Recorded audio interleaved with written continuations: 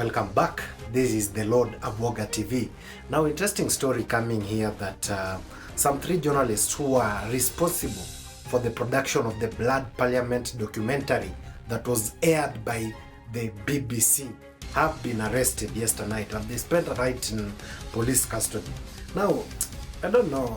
I remember sometimes back at the funeral of George Oduor, that is former Raila Amolo Odinga's bodyguard. Edwin Sifuna told President William Samoei Ruto that serikali yako inapenda kujishikisha handball sana. Lakini kuna zingine, Mheshimiwa Rais, wanasema Waswahili, mwiba wa kujidunga hauambiwi pole. Kuna watu kwa serikali yako kazi yao ni kushika handball kila siku. Sasa kama hii drama yote tumeona Nakuru, ati watoto wanakatazwa kufanya mchezo, sijui wanapigwa tear gas, sijui wanafukuzwa. Hiyo ni mwiba wa kujidunga, Mheshimiwa Rais. Wale ambao wanahusika na kufanya kazi yako ikuwe ngumu, read them the riot act, kwa sababu tunajua kazi yako ni ngumu zaidi, wasifanye ikuwe ngumu zaidi. Now, why arrest these people? Why arrest them? You know, some things, they are just not explainable. Because these are just but filmmakers. And I told President William Samoei Ruto on this forum, you can never fight art. However, there is something that you can never win battle against, that is art. You can never.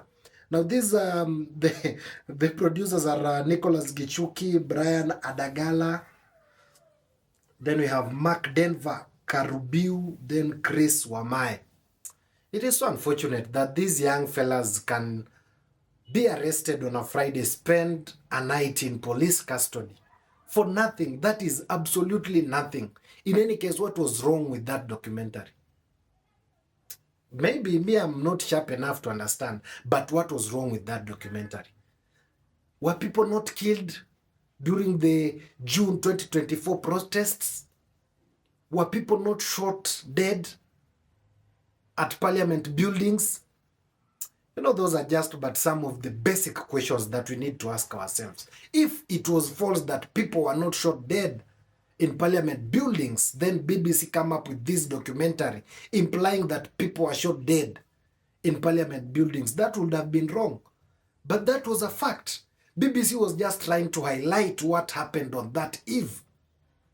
Many Kenyans lost their lives from the finance bill anti-tax protests in the year 2024. That is a fact. It is a fact that police and the KDF side refused to give their opinion on the same documentary. That is a fact. You know, there is something that I keep on saying on this platform. If there is something that you cannot hide away from, it is truth. You can hide from anything else, but truth will always stand out as truth, because it is a fact that the Kenyan government killed people from the June anti-tax protests. That is a basic fact that you cannot run away from. However much you try to coil around the bush, however much you try to intimidate people not to speak about it, but it will always remain to be a fact.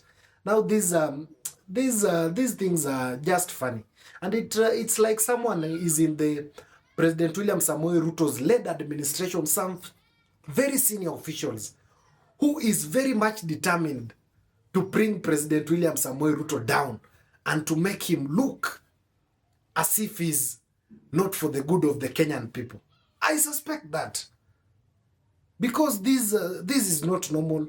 This is just you manufacture problems day in, day out. You manufacture problems for yourselves day in, day out. However much the Kenyan people want to settle down and concentrate on their businesses, but the government will keep on manufacturing problems day in, day out. So that to see, I think they just want to see the emotions of people and how people will react unto them. Because according to me, from where I sit, and as a professional journalist, I see absolutely nothing wrong with the Blood Parliament BBC documentary. Nothing is wrong with that documentary. Absolutely nothing is wrong. Because it only highlighted what took place that day when Kenyan citizens invaded the parliament. Nothing is wrong. Nothing has been manufactured. Nothing is fictitious from that documentary. Everything is right.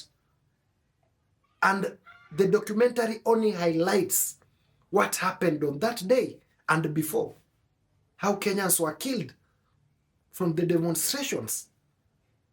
That is a fact. And that is the true status of what happened.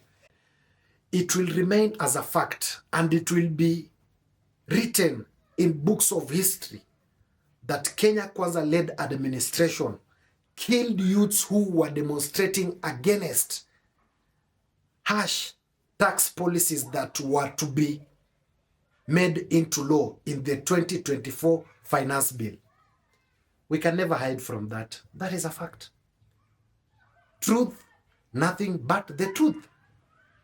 I think arresting those producers, it is something uncalled for and something that should be condemned with the highest words possible. Is not in order. Is not in order at all, and nothing can justify that arrest. I think that is what we have for now.